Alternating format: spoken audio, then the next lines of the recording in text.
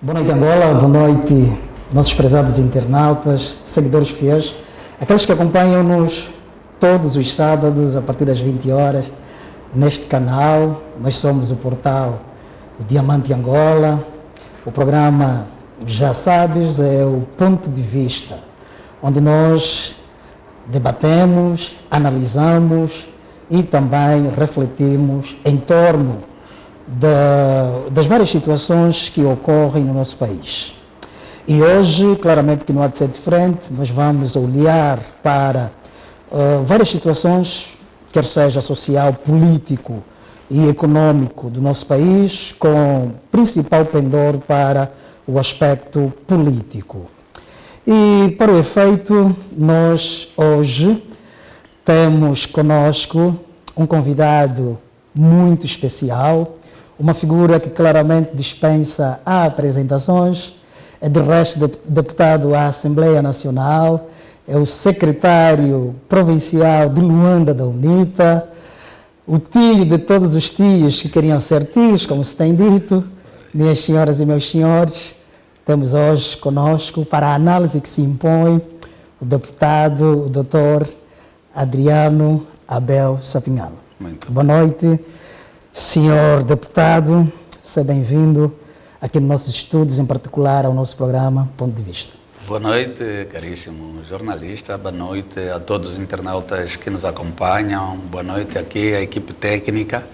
É extremamente prazeroso vir para aqui e encontrar um projeto tão ambicioso quanto este, mas dirigido por jovens, o que revela claramente a capacidade da juventude para a realização do país e, sobretudo, aquilo que se tem revelado como prontidão de uma geração para os desafios do país. Então, quero dar inicialmente essa nota de felicitações pelo vosso programa, pela vossa iniciativa, mais um espaço que traz pluralidade no país e claramente que é algo que todos esperam e, sobretudo, tiram máximo proveito dela. Então, estão de parabéns assim, a toda a equipa que faz acontecer este programa. Agradecemos em nome da equipa. E como é que se sentiu ao receber o nosso convite para cá estar hoje? Olá, recebi de bom grado, de uma maneira assim muito sincera, de bom grado, porque por acaso, quando fui contactado, eu entendi que havia aqui uma oportunidade também de interação, mas sobretudo de abordarmos sobre o nosso próprio país.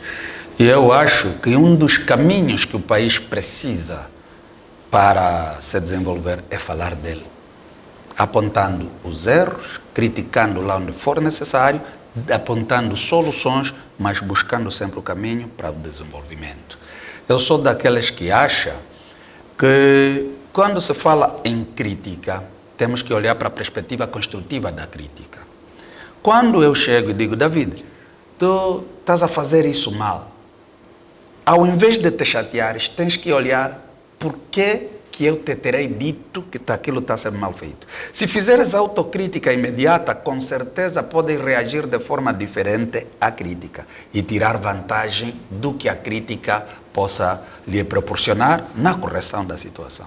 Então, quando recebi este convite, eu disse, é mais um desafio. E por que não, se estamos entre jovens? Okay. Vamos lá, de forma muito tranquila, de forma muito responsável também, porque muitas vezes depois quer-se olhar para a perspectiva juvenil como apenas aqueles que criticam para ir fazer nome, para criar fatos, e no nosso governo aquela perspectiva do fantasma de que quem critica é porque quer fazer mal. Até histórias de golpes de Estado já surgiram. Neste preciso momento temos jovens presos por delito de opinião. E eu acho que é tudo isso desnecessário para o caminho do desenvolvimento. Temos que olhar para uma perspectiva construtiva de um país, e eu vou dar uma nota, David, permita-me, em relação a este desafio, que encara um desenho do percurso do país em 3 fases diferenciadas que se enquadram nas 3 gerações mais atuantes na vida pública do país. Os nossos mais velhos, que por via da existência na altura do colonialismo português em Angola levantaram-se para lutar pela independência da Angola. Bem ou mal, temos um país, pelo menos de jure, independente. Outra geração que se bateu, bem ou mal, para a democratização do país. Se Angola é um país democrático ou não, podemos discutir. Mas, pelo menos de jure, está lá na Constituição da República que Angola é um Estado democrático e de direito. A nossa geração, e eu estou aqui a falar dos legados das gerações, o legado da nossa geração tem que ser colocar Angola na rota do desenvolvimento. E é ali onde há o desafio. Hoje, ninguém vai acusar o outro por causa da guerra. Hoje, a resposta que os cidadãos querem é sobre emprego. É sobre o combate à fome, à pobreza. É sobre saneamento básico. É sobre a distribuição da energia elétrica, domiciliar, água potável, domiciliar, etc, etc. Estes desafios é que estão na pauta do dia a dia da juventude. E daí a necessidade de quem tem responsabilidades acrescidas fazer leituras sobre a necessidade de dar respostas a estes fenômenos. Hoje o discurso da guerra já não colhe para ninguém. O jovem que nasceu em 2002, hoje tem 24 anos ou faz 24 anos. Ele não sabe, você lhe fala da linguagem da guerra, ele não entende a linguagem da guerra porque nunca viu, nunca ouviu um único tiro a dizer que estamos em guerra. Mas ele precisa comer, ele precisa se realizar. Numa altura, senhor deputado, que, portanto, ainda em sede da Assembleia Nacional, em vários debates, observa-se com uma certa constância a justificativa da guerra para várias situações. David, muito boa pergunta e eu agradeço. E é por isso mesmo que eu levantei imediatamente este aspecto. É para dizer que sobre a nossa história é conhecida, estamos conversados. Não devemos ser mais vítimas da própria nossa história. E como é que podemos desconstruir isso? É por ali o que eu estou a dizer. A desconstrução desse discurso da guerra passa por dar respostas eficazes para as necessidades dos cidadãos.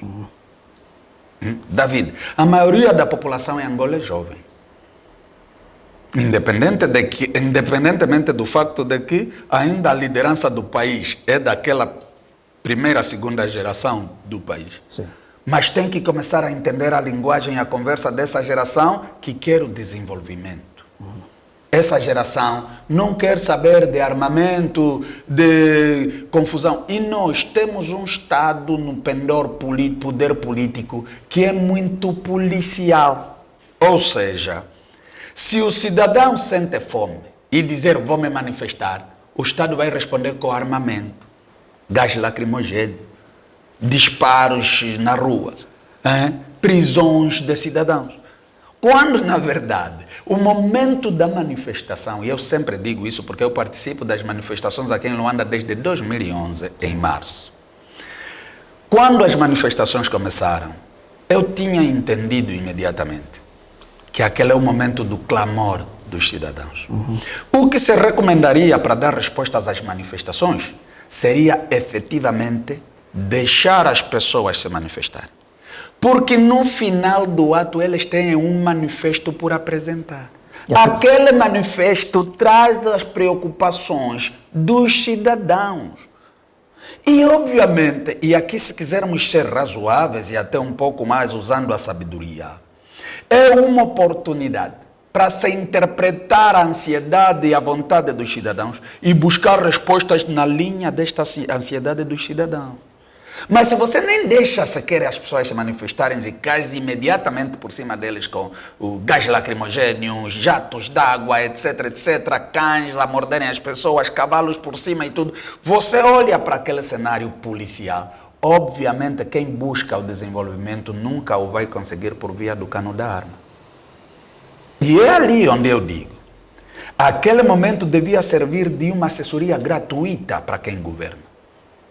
Porque quem está a se manifestar sente-se lesado nos seus direitos, nas suas oportunidades. E ele vem para gritar, para exteriorizar aquilo que lhe falta. Então, se haver sabedoria e entender um momento como oportunidade de alinhamento de estratégias, nós estaríamos a ter respostas eficazes por via do Orçamento Geral do Estado. Pois. Porque o documento que espelha a vontade governativa de cada país é o seu Orçamento Geral do Estado. E o nosso Orçamento Geral do Estado está muito mais militarizado, está muito mais para questões de segurança no âmbito do SINCE. Você vai ver equipamentos de alto padrão para a escuta dos cidadãos, equipamentos de alto padrão para repelir as manifestações, equipamento de alto padrão para reações agressivas contra os cidadãos.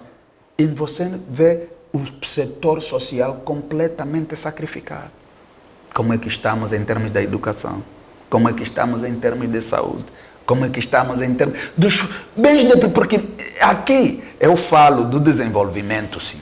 Mas um dos elementos primordiais que nós devemos considerar é a garantia daquilo que são as necessidades básicas dos cidadãos. Numa altura, doutor, em que o INE, o Instituto Nacional de Estatística, fez sair um comunicado de que o desemprego, a taxa de desemprego a nível do país terá descido. O que o doutor tem a dizer relativamente a isso? Concorda com essa afirmação? Não, eu acho que as estatísticas do INE não podem ser propagandísticas. Por quê? E aqui permitam que... Mas é uma instituição séria. Sim, é uma instituição séria que garante ao Executivo traçar estratégias na base das estatísticas reais sobre a vida sociopolítica, cultural, econômica do país. Exato. Então, os dados do INE, se estiverem outra vez lançados na perspectiva propagandística, peca também na elaboração da estratégia.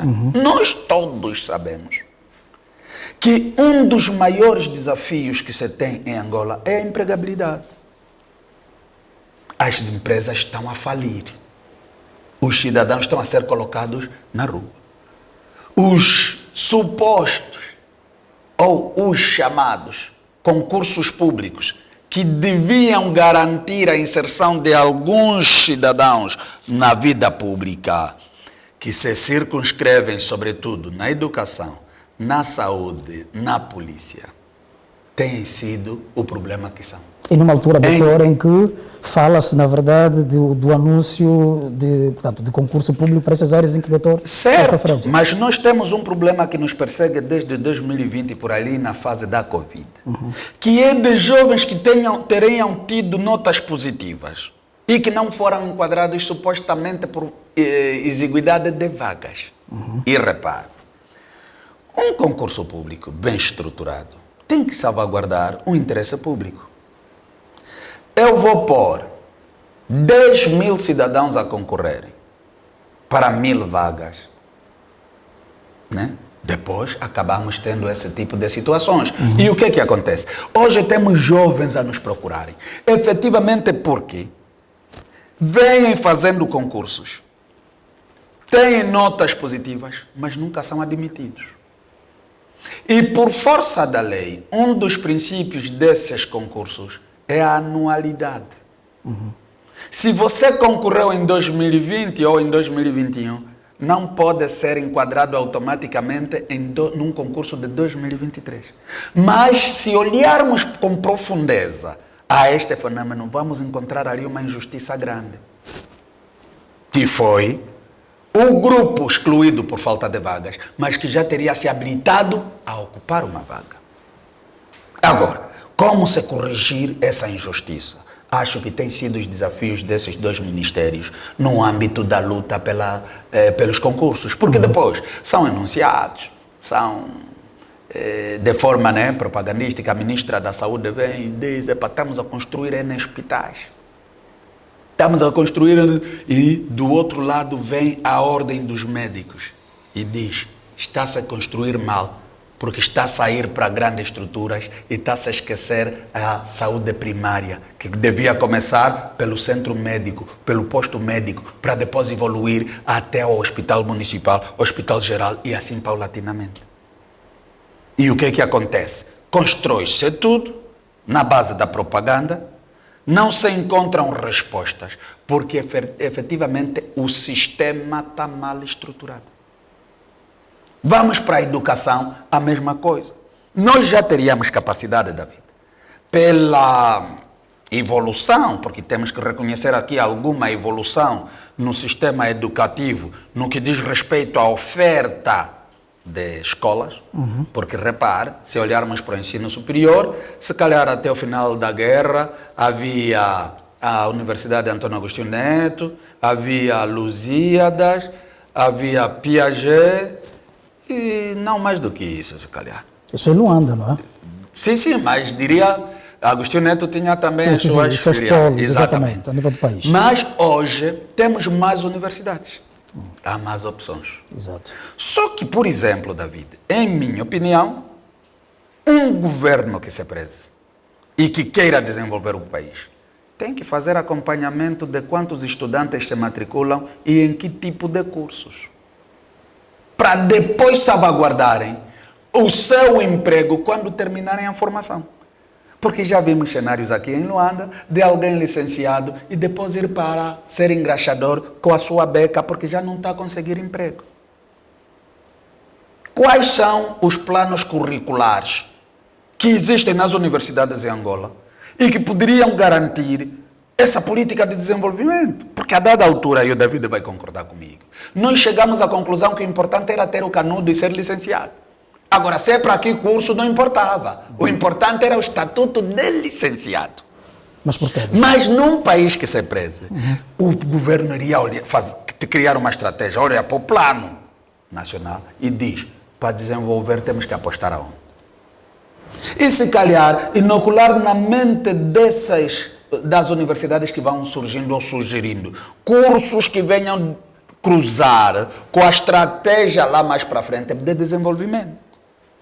E se calhar, e por conta disso por isso que eu falei, não precisamos ser todos licenciados para desenvolver o país.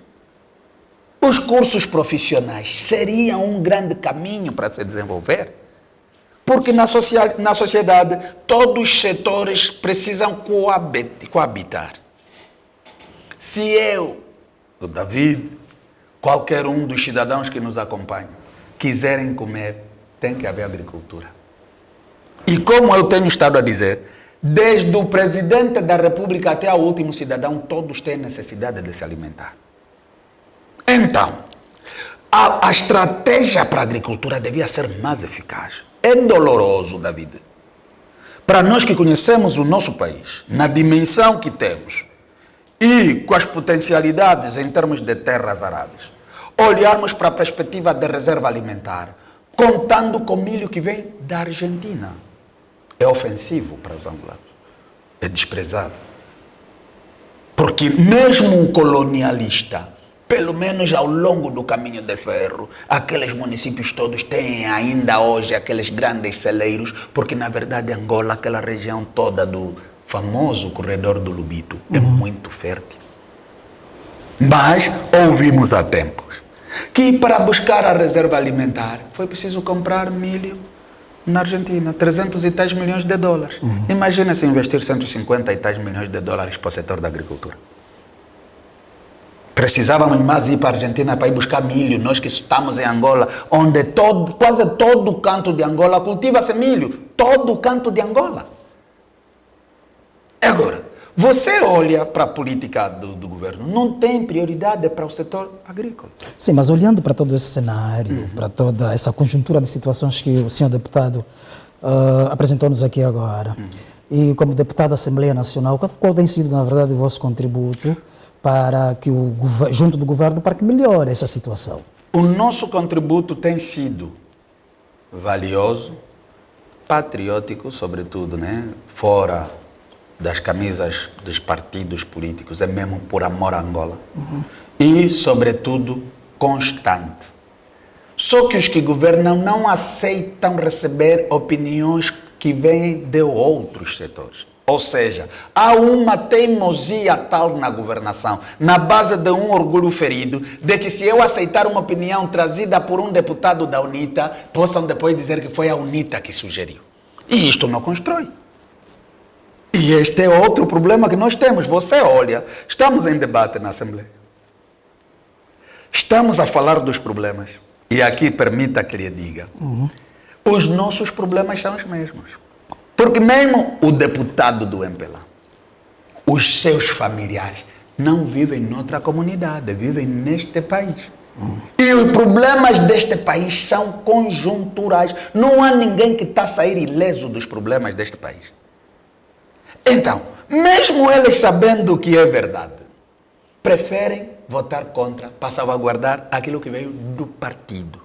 Aqui, o grande erro e, sobretudo, o caminho que tem estado a empatar Angola até hoje, que é a partidarização das instituições do Estado. Eu não posso deixar de aceitar uma opinião do David que possa responder melhor uma preocupação minha, só porque o David é que me está a colocar. É falta de patriotismo. Para quem ama Angola, quer o bem-estar dos angolanos, e eu tenho estado a dizer, e aqui vai mais uma assessoria grátis para o MPLA. Eu tenho estado a dizer, David, que se o MPLA adotasse 50%, 60%, 70% das nossas contribuições no Parlamento, nós estaríamos sem mensagem. Porque iam nos retirar a mensagem. Eles fazendo aquilo que nós apontamos. Depois chegamos num ponto, nós não temos mais o que criticar. Mas eles nem isso conseguem entender. E eu fico assim a falar, mas essa gente, você vê, é o único partido que governa desde a independência. Depois quer dizer, não votem na UNITA porque a UNITA não tem experiência governativa. E eu, como dirigente da UNITA, não quero experiência governativa da corrupção, do roubo, das mentiras e do sofrimento do povo. Eu quero uma experiência governativa que quando eu sair o povo venha sentir saudades do meu tempo de governação. O legado, e aqui dói dizer isso, mas infelizmente é a verdade, dos 50 anos tem sido de regressão. E é exatamente isso aí, doutor, que eu gostava que olhássemos agora, não é? De uma forma particular para a política do nosso país. Comparadamente, houve regressão ou uma certa evolução, politicamente falando, de há 5 anos atrás? Não. Olhando para a nossa realidade atual. Houve regressão e, uma vez mais, por conta da falta do diálogo, por conta do caráter repressivo de quem governa e por conta da insensibilidade na busca de respostas dos problemas dos cidadãos. Esses 3 vetores têm estado a prejudicar e a fazer regredir. E isso não é apenas a opinião do Adriano Sapinhala, isso é constatado por toda a gente. Inclusive, até o próprio partido que governa hoje está pior do que há 5 anos atrás. Nós estamos com um partido que governa desestruturado, com problemas internos sérios, e eu digo, lamentavelmente, os problemas que afetam a vida política do MPLA afetam a vida social de Angola. Infelizmente. Porque o MPLA é quem está a governar. Então, até as querelas deles afetam a vida pública. E isso devia ser o suficiente para chamar a atenção aos dirigentes do MPLA, que eles precisam ter uma postura mais adequada para não sacrificar inocentes de pequenas guerras como as que têm estado a revelar. Agora mesmo já vemos um MPLA que anuncia múltiplas candidaturas e, ao mesmo tempo, combatem-se estas outras candidaturas. Bom, nós daqui a pouco vamos entrar justamente nessa... Exato. Não, nessa mas como componente. Perguntou o lado político de Angola há 5 anos, é um pouco disto, porque se nós tivéssemos mais diálogo, quando falo de mais diálogo, estamos a falar da reconciliação nacional. Agora mesmo temos um documento poderosíssimo que a UNITA tem estado a trazer a público, que é o Pacto de Estabilidade. Mas agora, doutor, considera o nosso país um país reconciliado? Não como necessário. Houve calar das armas, a reconciliação política está tardia e isso está a atrasar o país. O que é que está na base? É exatamente esta mania de que a cidadania não tem o mesmo peso que a militância e aprimora, só dá-se mais vantagem à militância do que à cidadania. O erro parte por ali. Por que que todos que estão no aparelho governativo do país têm de ser militantes do MPLA? Por exemplo, Por quê? Será que a ideia do David, que possa não ser identificado como militante de um partido, já não vale só porque ele não é do partido? Isto atrasa a reconciliação nacional. Os cérebros angolanos estão a brilhar lá fora. Os angolanos estão a uma fuga de cérebros frenética nos últimos anos. Estão a deixar o país para irem revelar as suas potencialidades lá fora por falta de oportunidades aqui no país. David, isso não é reconciliação. Nenhum país deve se sentir satisfeito a ter tantos imigrantes lá fora, só por falta de capacidades a nível do território, por falta de oportunidades a nível do território nacional. Isso dói. E nós que andamos pelos países e tudo, é difícil sair sem encontrar angolanos lá para fora, nas diásporas. Porque hoje por hoje, só nos últimos 3, 4 anos ou 5 anos, se tiver em conta o tempo que pediu para avaliarmos, são milhares de centenas de angolanos que abandonaram o país para irem buscar melhorias noutras realidades. Muito bem, doutor. Bem, nós somos Portal Angola. Este é o programa Ponto de Vista, onde nós, na verdade, debatemos, analisamos e também refletimos em torno dos acontecimentos que marcam o nosso querido país que se chama Angola. Hoje, em particular, estamos a contar com a presença emblemática do carismático deputado, Assembleia Nacional, o doutor Adriano Abel Sapinhala. Bem, doutor, nós vamos agora olhar para o Congresso do MPLA, não é? O cenário que se vive a nível da arena política no nosso país. Já agora, doutor, o Congresso do MPLA aproxima-se, aliás, está marcado para dezembro deste ano, não é? Como político, como é que caracteriza o ambiente vivente no seio do partido nessa altura? É preocupante porque é outro dilema que temos no nosso país que se circunscreve. Se o Angola é um Estado democrático e de direito, e os que fazem esse Estado democrático e de direito são os partidos políticos, então os primeiros entes que têm obrigação de se democratizar são os partidos políticos. Só que nós estamos a ter um problema. O MPLA não está a conseguir se democratizar. Mas o MPLA assume-se como um partido democrático. Só que também sabes da vida que não é. E este é o ponto de início da conversa. Por quê? Tu não vais me convencer que seja democracia. Dizer, temos múltiplas candidaturas e de repente aparece um candidato como General Engino e só por se candidatar vão buscar um processo arquivado, o que juridicamente seria impensável nos termos da doutrina, só para manchar o passo dele para a candidatura. Tu não me vais dizer que seja democrático um partido que dá um tipo de folheto para o João Lourenço candidato também ir recolher as assinaturas e dá outro para o General Engino e depois vem para dizer não, o papel que usou não é o mais correto, toma este só para retardar a recolha das assinaturas de uma candidatura. Mas isso não é democracia. Mas isso está acontecendo no seio do partido. É o que está acontecendo e é público, não sou eu que estou a dizer, né? É o que todos estamos a ver. Então, quando nós estamos a olhar para o MPLA, nós temos que desafiar o MPLA a se democratizar. Porque só assim é que o país começará a sentir ao mínimo a própria democratização efetiva. Porque se o MPLA não aceita de sua democratização, lamentavelmente, David, o país paga por esta ausência da democracia interna no MPLA. E olhando pela intenção de candidatura do camarada Gino Carneiro à presidência do partido e face a todas essas situações que estão a ocorrer, que de certa forma parecem-nos bloqueios para que este não avance, na vossa opinião e pela experiência que tendes, há condições ainda de o camarada Gino Carneiro continuar a pensar e seguir adiante? Pelo que vejo, né, porque também não vou entrar muito a fundo da questão, porque sou um outside, né, estou a assistir aquilo de fora, mas pelo que vejo, os pronunciamentos dele na imprensa e tudo, há uma vontade declarada da parte dele. E eu espero que ele não desista. Porque repare, vamos fazer um paralelo com a realidade da UNITA. Desde 2003 que a UNITA realiza congressos com múltiplas candidaturas. De 2003 para 2025, o único congresso onde não tivemos múltiplas candidaturas foi na altura do congresso repetido, que tinha sido anulado pelo Tribunal Constitucional por conta da maturidade dos militantes da UNITA, que entenderam que o problema não era dentro da UNITA. Foi uma medida que vinha do tribunal. E nós não precisávamos recorrer sobre ela porque teríamos ganho uma luta jurídica desnecessária. E optamos em, sim, acatar a decisão do Tribunal Constitucional e nisto fazer um congresso, o 13º Congresso repetido. Fizemos o 13º Congresso em 2019 e repetimos-lo em 2021.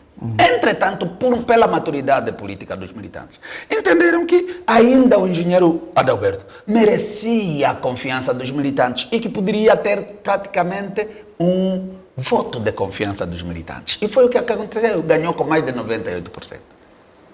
Então, a UNITA que vem dando essas mostras, apostou na pluralidade, abraçou a pluralidade de candidaturas e até hoje tem estado a revelar que tem sido o melhor caminho que adotou. Por que o MPLA tem dificuldades de ensaiar o mesmo cenário? Por quê? Porque você vê, há pouco tempo assistimos o Congresso da OMA. No Congresso da OMA até haviam intenções manifestadas de candidatura. Mas tiveram que desistir das candidaturas por razões que todos depois entendemos e vimos que foram 3 candidaturas. 3 candidaturas. E no Congresso só chegou uma candidata. O que aconteceu realmente? Por que não se deixa o jogo democrático acontecer? Esta é a pergunta. Porque o que nós notamos há uma alergia muito clara do MPLA em abraçar a democracia efetivamente dentro do partido. Mas por quê? Por causa, se calhar, da matriz originária do MPLA, porque todos nós sabemos, e não vamos nos fazer de distraídos nem de esquecidos, que o MPLA, depois de 75, adotou e enveredou pelo sistema de partido único. E as sequelas do sistema de partido único é que são o fantasma que assusta o MPLA quando tenta abraçar a democracia. Porque ficaram os anos que ficaram no sistema de partido único e acham que só se deve pensar naquela caixa de ressonância do sistema de partido único. E ouvimos declarações, inclusive, do presidente João Lourenço, a dizer efetivamente que os dirigentes da oposição não podiam atingir cargos altos, dariam ali a diretores. Porque para ele Angola é partidária, não é Angola um mosaico político nacional que respeita a sua pluralidade étnica, política, cultural, etc, etc. Há um princípio do MPLA errado que diz um só povo, uma só nação. Angola não é só um povo, uma só nação. Angola é conjunto de várias nações e de vários povos. E partindo desse pressuposto, temos que aceitar e admitir essa, porque isso faz parte da nossa riqueza. Quando você tem um Bakongo, tem um Quimbundo, tem um Quanyama, tem um Ganguela, tem um Nhaneca, tem um Umbundo, você tem que aceitar que você não é um só povo, não é só uma nação. É a nossa realidade que ultrapassa a vontade dos partidos políticos. Os partidos é que devem se adaptar à realidade do nosso país para permitir ter a sensibilidade de atender às várias necessidades do país. Exato. Você vai para a província do Cubango, por exemplo, permita-me só, David. Onde o doutor andou, inclusive. Diga. Onde o doutor andou. Onde eu andei. Você vai encontrar Ganguelas, vai encontrar Choques, vai encontrar Vicuaquandos, vai encontrar Khoisan, que são minorias, mas existem. Vais encontrar os Mbucuço, vais encontrar... Você tem que aceitar que aquela província é plural. Exatamente. E eles fazem questão de preservar isso, porque cada município tem seu rei por causa dessa diversidade. Você passa no Menongue, ou seja, começamos pelo Cuxi, até também são Ganguelas. Mas quando chega no Menongue para ir ao Cuito-Carnaval, também são Ganguelas. Mas eles só por conta de um limite do rio diferenciam os Umbuelas e os Nhempas. Mas todos são Ganguelas. Tu deixas um pouco mais lá para Mavinga, vais encontrar também. Mas quando chegares no Rivungo, você tem os Vicuaquandos. E você tem que aceitar que encontrou outra realidade. Vens aqui para os Dirico e Mbucuço, você encontra os Mbucuços. E vens a subir, encontra os Quangares. Você tem que aceitar isso. Aqui mesmo, em Luanda, onde estamos, hoje, pela característica da província, tornou-se o centro, de concentração de quase todas as realidades nacionais. Tem de todos os povos aqui em Luanda. Muito bem, doutor. Vamos voltar a olhar para o caso que envolve ainda o camarada Higino Carneiro, portanto, ele que já há algum tempo terá demonstrado a intenção de poder, então, liderar o partido no poder, que é o MPLA. Doutor, face às situações que, na verdade, têm estado a acontecer, este agora, por exemplo, do pedido de comparência feito pela PGR, não é? Até que ponto é que essas situações poderão, de certa forma, fragilizar o eleitorado a nível do partido MPLA, na medida em que acreditamos nós que também o camarada Higino Carneiro tem os seus aficionados dentro do partido? Sim, olha, prejudica de certa forma, porque parece-me que aqui está... E há quem diga, desculpa doutor, que é o momento de nós assistirmos a uma certa fragmentação a nível do partido. É por ali onde eu digo, aqui está uma clara luta do general Higino contra um sistema instituído, que infelizmente ele ajudou a construir, né? Agora estamos diante de uma espécie do próprio general Higino a provar exatamente do próprio veneno, como se diz na gíria. Porque o general Higino é um dirigente de proa no MPLA e teve em lugares de decisão ao longo da sua carreira política e obviamente não podemos excluir daquilo que é o MPLA de hoje. Então, está ele agora a lutar contra um sistema que ele ajudou a criar. E nisto, belisca a sua caminhada para o Congresso, porque como estamos a ver, ele está a enfrentar obstáculos. Mesmo até, como o que já mencionamos, da recolha das assinaturas. E nisto, nós todos sabemos que ele tem grande apoio lá dentro do MPLA. Mas por conta do sistema condicionado de que praticamente em Angola a política está um pouco mais virada para o apertar do estômago, e muitos consentem o lado do apertar do estômago e não querem enfrentar a luta. Mas pelo menos o próprio general Higino adotou o lado de enfrentar o combate para ver se é que consegue se ter alguma diferenciação. Vamos lá ver o que é que ele quererá pensar. Eu não sou aqui porta-voz dele, não falo por ele, então são conjecturas que vamos fazer. Mas claramente, quando o próprio candidato João Lourenço vem e anuncia a sua candidatura por via do Birô Político e o Birô Político solidariza-se com a candidatura publicamente, está-se a dar um sinal de que o partido está a dizer que vamos ficar com o general João Lourenço. Então, o general Higino não está a desistir, pelo menos até agora, e isso é bom sinal, mas para além do general Higino, existem outras duas manifestações, do engenheiro Antônio Venâncio e do doutor José Carlos de Almeida. José Carlos de Almeida. Mas essas outras duas candidaturas não estão, se calhar, a ser tão confrontadas pelo sistema instituído no MPLA, como o próprio general Higino está a ser confrontado. E é por isso que eu digo, o David sabe que eu sou advogado, estudei Exatamente. Direito e tudo. Eu estou aqui numa contradição jurídica tal na minha mente. Porque eu que aprendi na universidade, processo arquivado não se reabre. Exato. Por isso mesmo que eu iria perguntar ao doutor, dado o conhecimento e a experiência que tem nessa área, não é, se é que o camarada Higino Carneiro há de sair inocentado desse processo? Estamos diante de um desafio em termos de jurisprudência. Vamos lá ver o que é que os tribunais, como é que os tribunais vão se sair dessa questão. Porque trata-se de uma aberração jurídica, Um processo arquivado, e se havia culpa, se não, mas a partir do momento em que se arquiva, o processo é arquivado. Agora, Mas como é que ir rebuscar aquele processo arquivado para se intimar outra vez a mesma pessoa, como também nós sabemos na doutrina que não se julga uma pessoa duas vezes pela mesma questão. Nós estamos aqui agora... Estamos diante de um erro de justiça. Não, nós estamos aqui diante de na justiça dificilmente optamos pelo erro. Estamos diante de um desafio da nossa justiça. Porque agora vamos ter que ver como é que os nossos tribunais, como é que os nossos órgãos de justiça, a Procuradoria-Geral da República, vão se posicionar diante deste facto. E atenção, aqui estamos a falar como técnicos na matéria, não é política, não tem nada a ver com política. Estamos a olhar para aquilo que é a doutrina, aquilo que é a lei. Porque a questão do arquivamento dos processos, a questão de não se julgar uma pessoa 2 vezes pelo mesmo caso, também é adotado na doutrina, na doutrina jurídica do Angola. Está bem, doutor. Já que estamos a falar da justiça e do nosso país, claramente.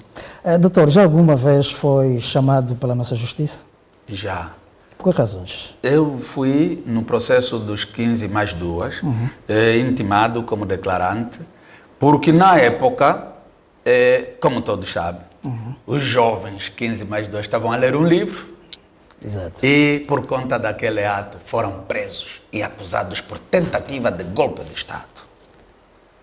Naquele processo, naquela altura, eu sendo um jovem da Jura, um jovem da UNITA, e não só alguém que é muito atento aos fenômenos sociais, na base do exercício da minha cidadania, eu tenho relações pessoais com as pessoas que estavam envolvidas.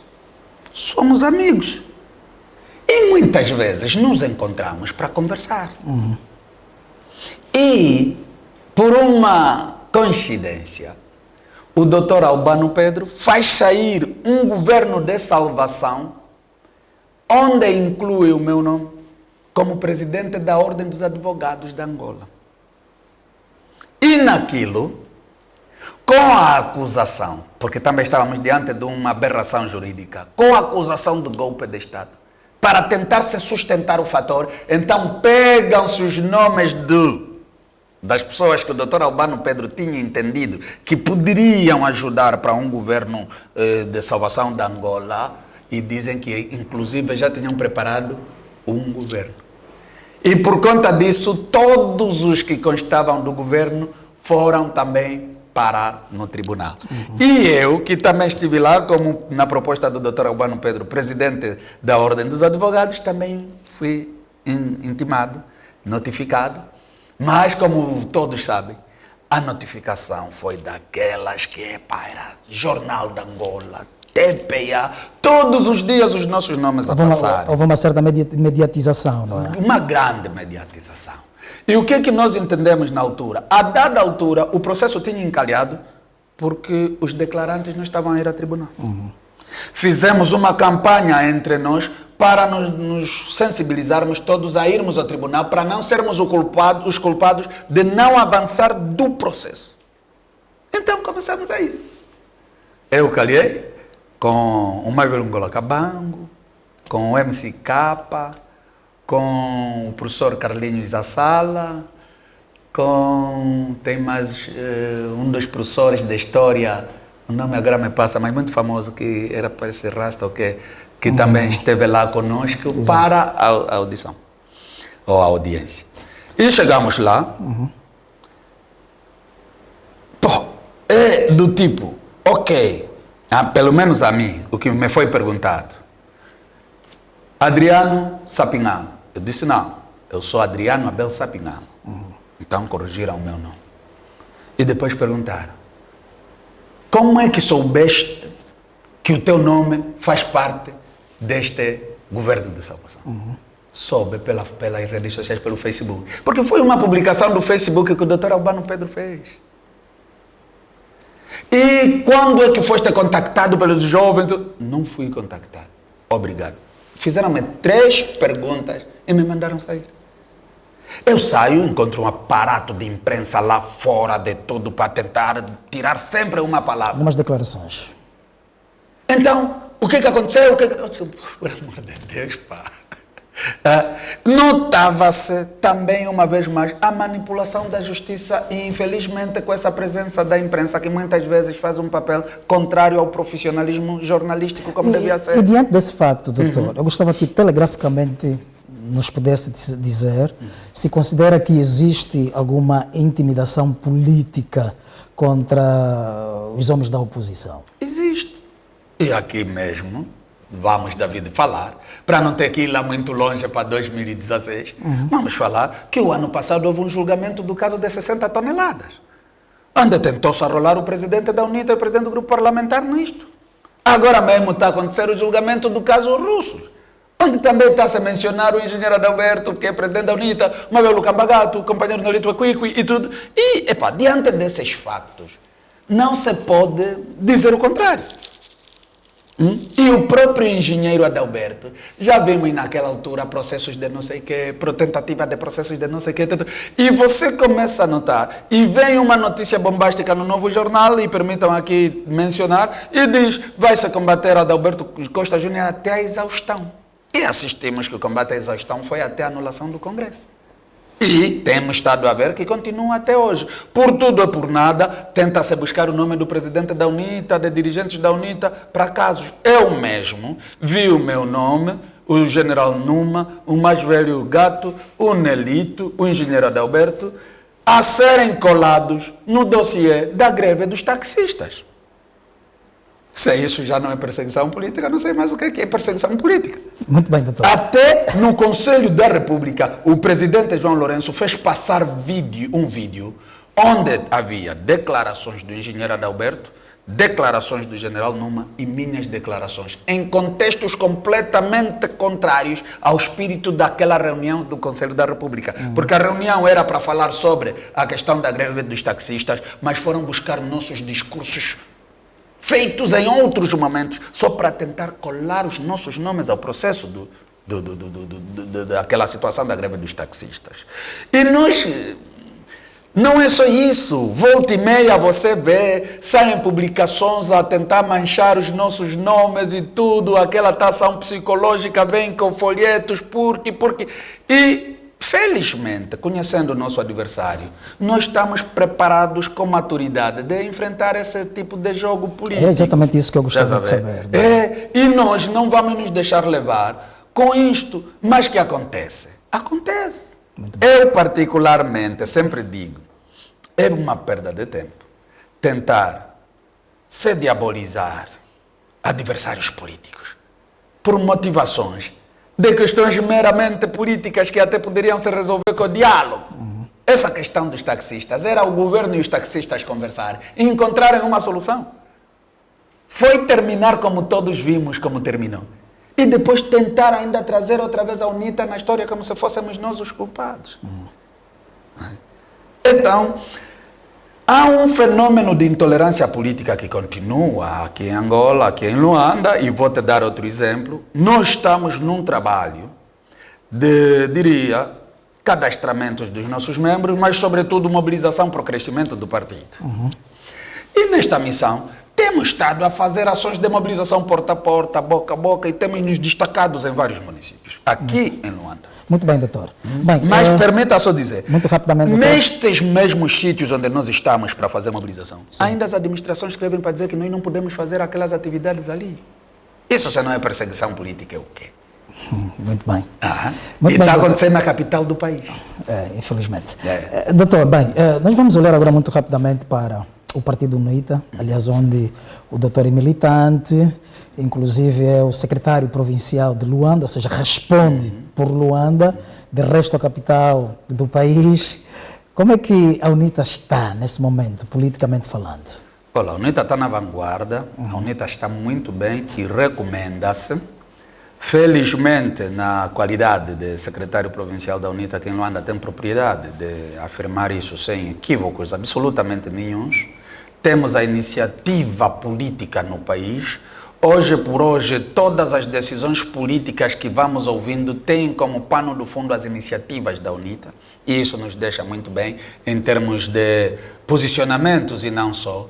Mas, como digo, estamos num país que se queira democrático e que há outros entes políticos. Numa altura, deputado, que temos estado a acompanhar declarações afetos ao pessoal do MPLA de Luanda, a dizerem que estão, na verdade, a conquistar novamente Luanda, não é? Portanto, nem eles próprios acreditam nisso, nem você acredita, nem ninguém acredita. Se há onde o MPLA tirou a toalha e o tapete, em Luanda, desistiu de Luanda. Porque sabe efetivamente que os habitantes de Luanda estão com maior maturação, estão com uma visão maior diversificada da vida pública do país e, sobretudo, já identificaram o culpado dos problemas de Angola. E agora? Eu que estou no dia a dia da vida política do país de Luanda, claramente que me sinto reconfortável, porque por acaso o que recebo de feedback é completamente satisfatório para nós. Eu hoje, David, saio contigo daqui para qualquer canto, é ovação atrás de ovação das pessoas porque estão a ver o secretário da UNITA. E isso ninguém força, isso não se consegue com corrupção, não se consegue com a distribuição de não sei o quê. Isso consegue-se por via de carisma e aceitação, sobretudo confiança da população para a nossa imagem, para a nossa pessoa. E o que é que o deputado entende por essas declarações feitas por dirigentes do MPLA a nível é próprio da estratégia política, será? É próprio da política, porque a própria política define-se em termos doutrinários como uma atividade competitiva. Então, nós em política estamos permanentemente em competição. Sim. O que eu não poderias ouvir é um dirigente do MPLA vir para dizer para nós aqui estamos mal e tudo. Isso não vais ouvir. É, o que eles estão a falar é o normal e é isso que eles devem falar. Mas a realidade é outra. Isso não vos intimida, de certa forma? Claro que não, nós estamos confortados. Aliás, partindo mesmo de que também já viemos com um capital político, que foi a vitória da UNITA em Luanda nas eleições de 2022. O que é que se faz para um político avisado? É consolidar a vitória e trabalhar para aumentar um pouco mais naquela vitória. Vamos olhar pelo ambiente interno do partido, da UNITA. Existem sinais de divisões a nível da UNITA? Não. Felizmente não, né? Nós saímos agora de um congresso e todos estão a ver. O meu irmão e companheiro Rafael Massanga, que foi um dos concorrentes, ou foi o concorrente oposto ao engenheiro Adalberto Costa Júnior, está ali a trabalhar afincadamente. Primeiro vice-presidente do grupo parlamentar da UNITA, está completamente ativo. Agora mesmo terminou de coordenar as jornadas do dia 8 de maio, que é o dia do deputado, em homenagem ao nosso deputado de feliz memória, Raul Danda, e claramente todos vimos como é que o companheiro Massanga se desdobrou nesta jornada. Então, tudo que se serve como barômetro para tentar ver alguma contrariedade entre nós, poderíamos ter como referência o Congresso. Mas o Congresso uniu cada vez mais o partido e o partido tem sabido sair-se de forma airosa desse contexto e tirar proveitos dos ganhos obtidos do próprio Congresso. Então, hoje por hoje, a UNITA chega a ser o partido mais estável de Angola, essas questões. Há quem diga que a dinâmica política do presidente Adalberto Costa Júnior terá freado. Como é que olha para isso? Se tivesse falhado, não teríamos... Freado.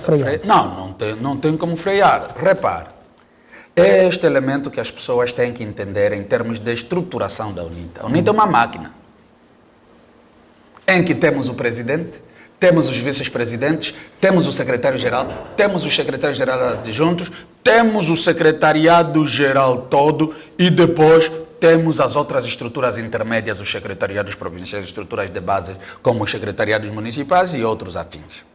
E você repara que, efetivamente, o que temos estado a fazer até aqui é harmonização da dinâmica política partidária.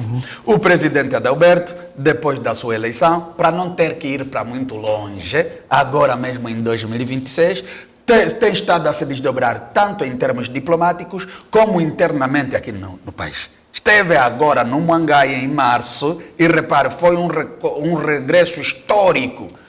O engenheiro Adalberto é o segundo presidente da UNITA que pisa na localidade onde foi fundada a UNITA.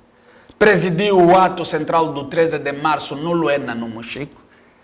E depois disso foi para o Parlamento Pan-Africano. Quer dizer, tem estado aqui a participar em várias conferências nacionais e internacionais. Tem estado a dinâmica política do engenheiro Adalberto é tão positiva, proativa, que toda a gente tem estado, a ser pego de surpresa, porque depois nunca se sabe o que é que o engenheiro está a fazer, porque ele está em quase todos os setores, todos os vetores, permanentemente. Então, nessa altura, pôr em causa a dinâmica do engenheiro Adalberto é um erro, sem ainda o fator de que ele é que orienta o partido todo. Significa, não é apenas ele que está a fazer, é o partido todo a se movimentar. No próximo ano, 2027, o país vai realizar as eleições gerais. Como é que a UNITA está a preparar-se para poder, na verdade, encarar as eleições? Muito bem, com muita tranquilidade. A UNITA não vem a preparar as eleições de 2027 só agora, né? Há um princípio na ciência política que diz que uma competição eleitoral começa com o término de um ciclo eleitoral. A partir do momento em que se realizam as eleições, começa-se a preparar para outras eleições. E nós não fugimos à regra disso. Temos estado a nos preparar desde 2022 para esse embate de 2027. Qual é o nosso ponto focal para 2027? É a alternância política. Então, todos nós sabemos como é que é o nosso país. E por aquilo que o nosso país apresenta e representa, nós não podemos ficar distraídos diante dos fenômenos políticos, porque, felizmente, nós somos a esperança dos angolanos para a alternância política. A alternância é uma necessidade política. Quais são os atores ou qual é o ator que possa proporcionar esta alternância? Completamente adiantada na linha de frente está a UNITA. Então a UNITA tem que estar a preparar-se permanentemente para poder,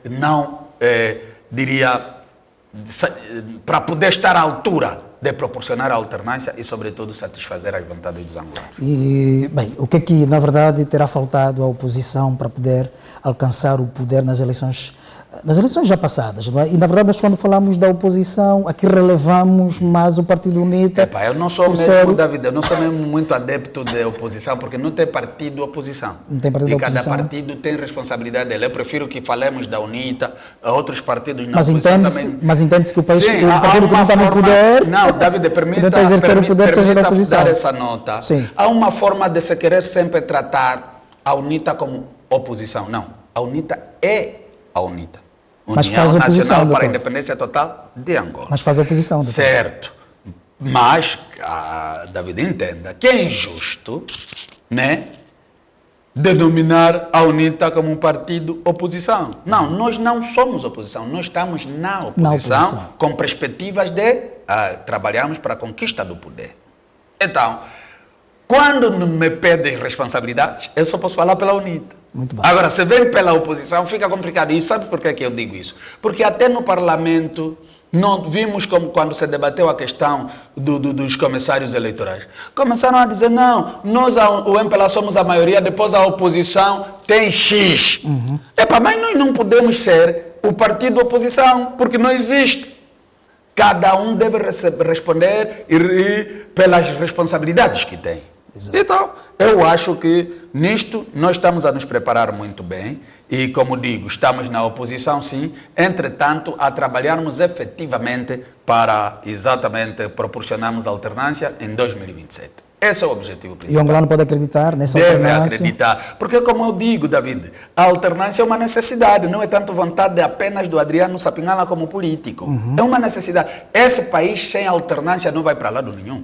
A alternância proporciona competição na governação e é apenas a competição governativa que vai criar desenvolvimento. Porque agora o MPLA está, diria, acomodado na cadeira da governação porque acha que aquele é o lugar dele e depois já não interessa fazer muito pelo povo e vai fazendo pelos interesses do MPLA e não pelos interesses do povo. Então, a estratégia política da UNITA se resume efetivamente em realizar os angolanos no âmbito dessa alternância, mas buscando e colocando sempre o interesse dos angolanos acima de qualquer outro interesse. Muito bem, muito bem.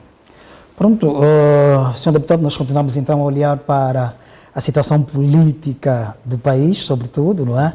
E de certeza que aos nossos caríssimos telespectadores que nos estão a acompanhar desde o primeiro minuto da nossa emissão, queremos mais uma vez aqui reiterar os nossos votos de uma boa noite e obrigado pela audiência que nos garantem nesta noite. Nós temos como convidado o carismático e renomado político, o doutor Adriano Abel Sapinhala. Bem, vamos olhar agora para as eleições de 2027, portanto, será já próximo ano, não é? Face ao atual cenário político vivido no MPLA, acredita verdadeiramente que a UNITA pode vencer as eleições?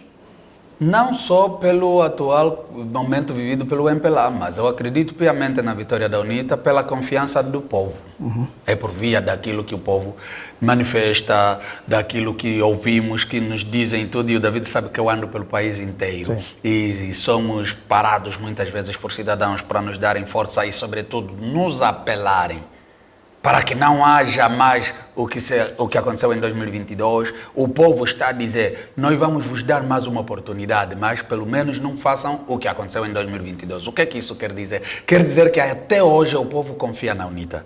E por confiar na UNITA, nós como dirigentes da UNITA temos que estar preparados para não defraudar esta vontade do povo. Então, a confiança é plena e o trabalho que temos estado a fazer é na base disso. Tá, não é só o ouvir dizer da população, mas preparar o partido para estar à altura deste desafio que é da alternância. Então, temos estado a trabalhar fortemente, muito seriamente, para que daqui a mais alguns meses e chegarmos em 2027, na altura das eleições, consigamos proporcionar alternância aos angolanos. Sim, muito rapidamente, doutor. Caso a UNITA vença as eleições de 2027, quais seriam as três prioridades as três prioridades imediatas para Angola? Não vai ser uma tarefa fácil, mas com certeza aqui primeiro temos que olhar para uma estruturação do país no seu tecido social e econômico que venha equilibrar o tecido social do país. Ou seja, nós temos que olhar para Angola, para os angolanos como prioridade e foco da nossa governação. É o primeiro caminho. Mas para isso teremos de estabilizar a economia, porque o problema principal de Angola nem é político, é econômico. Muito bem, doutor. E nesta perspectiva, nós temos o povo como o nosso foco principal. A trabalharmos em estratégias de estabilização da nossa economia, diversificando a mesma economia e trazermos estabilidade na vida dos cidadãos, teremos dado os primeiros passos para depois andarmos para os outros desafios que Angola também se pode propor a realizar. Muito bem, doutor. Bem, se tivesse um minuto para deixar uma mensagem para todos os angolanos que o acompanham agora, o que é que na verdade diria a essa altura?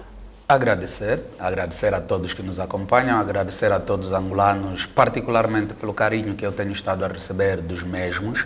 Repare que eu muitas vezes sou tentado, no bom sentido, na perspectiva de controlar as minhas reações diante do impacto de situações que eu enfrento quando saio pelas ruas, e isto é reconfortante e vale por acaso por este um minuto transmitir a gratidão do fundo do coração a todos os angolanos por aquilo que têm estado a demonstrar a minha pessoa e não só. Mas do outro lado, uma mensagem de esperança. Nunca devemos desistir do nosso país.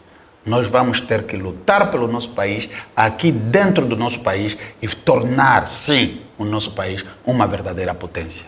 Então, não desistamos de Angola. Unamos-nos todos, olhemos para ela como a nossa menina bonita e trabalharmos todos para o seu engrandecimento. Angola é rica demais para estar no caos social como está hoje. Não se admite, não se permite que, com tamanhas potencialidades de riqueza que nós temos, termos esse país que nos é oferecido por aqueles que nos governam há 50 anos. É inadmissível. E este é o nosso ponto. O desafio da nossa geração é colocar o país na rota do desenvolvimento. E, para ti, meu caro concidadão, meu caro jovem, unamos-nos, trabalhemos para engrandecer o nosso país, porque, na verdade, o nosso país pode. E muito obrigado, David. Muito obrigado, doutor. Nós é que agradecemos por ter aceitado o nosso convite. Foi um gosto tê-lo aqui no nosso estúdio, no nosso programa. Foi bom, de facto, e temos a máxima certeza de que os nossos telespectadores, nossos seguidores, de facto, gostaram desse momento. Muito obrigado. Eu que agradeço uma vez mais e também agradecer pelo vosso convite, né? Não podia sair sem dar essa nota. Agradecer pelo convite, repito, uma equipe jovem, uma equipa com visão, uma equipa progressista, só olhando para o vosso estúdio, não preciso falar muito, traduz efetivamente isso. É uma iniciativa desafiadora para um país como o nosso, mas vale a pena ver os jovens completamente compenetrados nesse espírito de trazer mais uma opção para efetivamente os angolanos. assistirem e terem a oportunidade de ouvir outras ideias. Gostou de cá estar? Gostei muito e foram muito acolhedores e por acaso valeu a pena. Muito bem. Obrigado. Muito obrigado. Bem, assim, nosso querido telespectador, nosso seguidor fiel, nós somos o portal Diamante Angola. Este é o programa Ponto de Vista, onde na verdade nós debatemos, analisamos e também refletimos sobre os vários acontecimentos, quer seja a nível social, político e econômico do nosso país. Eu sou David dos Santos, muito obrigado pelo carinho da sua audiência. Fique com Deus e até a próxima edição. Um forte abraço.